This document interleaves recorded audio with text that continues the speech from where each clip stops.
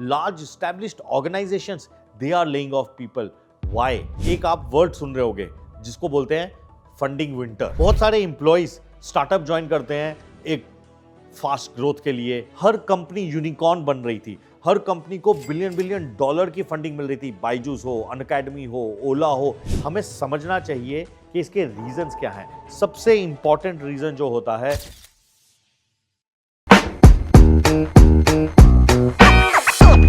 आज हम बात करेंगे एक ऐसे टॉपिक के जिससे बहुत सारे लोग इंपैक्टेड होते हैं। Founders, owners, investors and most importantly employees. बहुत सारे एम्प्लॉइज स्टार्टअप ज्वाइन करते हैं एक फास्ट ग्रोथ के लिए, ज़्यादा पैसा कमाने के लिए, लर्निंग के लिए। लेकिन अगर पिछले आपने 12-18 महीने में देखा होगा, एक आप वर्ड सुन रहे होगे जिसको बोलते हैं फंडिंग विंटर। ये फंडिंग विंटर होता क्या है और ये कैसे आया? फंडिंग विंटर का इंपैक्ट क्या है?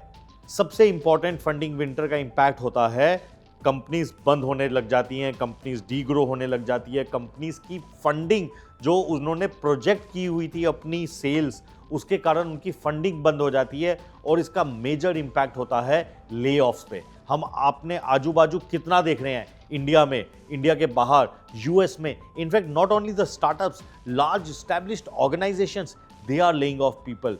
Y it is very crucial to know कि यार स्टार्टअप में ले ऑफ्स लार्जली क्यों हो रहे हैं, उसका पीछे रीजन क्या है। और अगर आप फाउंडर हैं, how can you avoid? Because ultimately आपको बिजनेस बनाना है, लेकिन आपकी एक रिस्पॉन्सिबिलिटी है towards the people who have been working with you all along. उनके लिए तो करियर है, उनके लिए तो जॉब है, आपके लिए कंपनी हो सकती है। तो आपके लिए समझना बहुत ज़रूरी है, एम्प्लॉयज़ के लिए समझना बहुत ज़रूरी है जब वो स्विच करते हैं।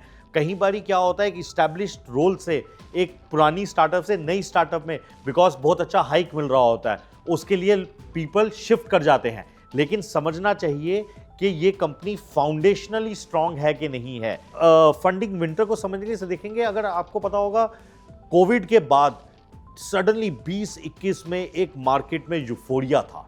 इतनी सारी फंडिंग हो रही थी, वैल्यूएशंस 30x, 40x, 50x के मल्टीपल पे मिल रहे थे। हर कंपनी यूनिकॉर्न बन रही थी, हर कंपनी को बिलियन बिलियन डॉलर की फंडिंग मिल रही थी, बायजूस हो, अनअकैडमी हो, ओला हो। इतने सारे नाम मार्केट में आए जिसमें से कितने बड़े बड़े नाम आज they are figuring out what they want to do in the lifes. Why? इसका रीजन क्या है? बहुत सारे लोगों को ले ऑफ किया गया, छोटे स्टार्टअप से, बड़े स्टार्टअप से। बहुत सारे स्टार्टअप्स तो ऐसे होंगे जो हम डे टू डे अपनी लाइफ में देखते भी नहीं होंगे, बिकॉज 50 लोगों की स्टार्टअप है, 100 लोगों का है, 150 लोगों का है। तो हम बड़े बड़े नाम सुन रहे हैं। हमें समझना चाहिए कि इसके रीजंस क्या हैं। सबसे इंपॉर्टेंट रीजन जो होता है कि कभी भी कंपनी अपनी ग्रोथ प्रोजेक्शन जो कि अगले 12 महीने 18 महीने के लिए बनाती है, उस हिसाब से अपने खर्चे पहले प्लान कर लेती है। क्योंकि आपको एम्प्लॉयज़ तो पहले हायर करना है, आपको इन्वेंट्री तो पहले बनानी है, आपको सप्लायर्स को तो पैसा पहले देना है, अगर आपके स्टोर्स हैं तो आपको स्टोर्स खड़े करने हैं, एडवांस देना है। ये सारा खर्चा आप पहले कर लेते हो इन अ होप कि अगले 12 महीने 18 महीने में आपका बिजनेस ग्रो करना पड़ेगा, तो आपका जो आउट कैश फ्लो है वो ज़्यादा है then incoming. That is the major issue जिसको हम बोलते हैं बर्न।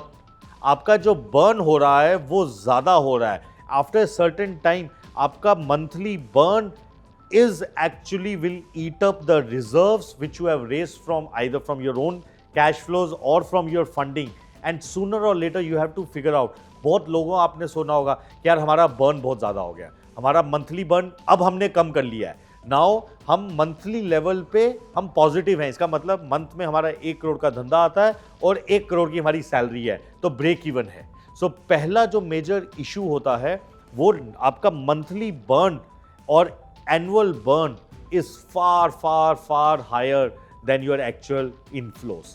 ये as founders, as senior management, as employees, you need to understand। कहते हैं ना कि पैर उतने ही फैलाने चाहिए जितनी बड़ी चादर हो, उस हिसाब से ये बहुत ज़रूरी है। The other reason is overhiring।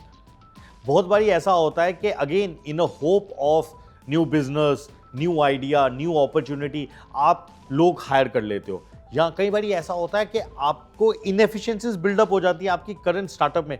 जब तक आप छोटे होते हो, 2 4 5 10 15 एम्प्लॉयज़ की टीम होती हो, तो you do more work, but as you get the funding, as you start growing, आपको लगता है कि यार हमें और लोग चाहिए, आपको ऑप्स के लिए और लोग चाहिए, जिसके कारण आप हायर करने लग जाते हो, लेकिन आपका बिजनेस ग्रो नहीं कर रहा होता। Then you have lot of inefficiencies in the system. Third most important which actually nowadays is hurting is the way investors are evaluating the startups. पहले इन्वेस्टर्स ग्रोथ पे, टॉप लाइन पे आपको valuation दे रहे थे।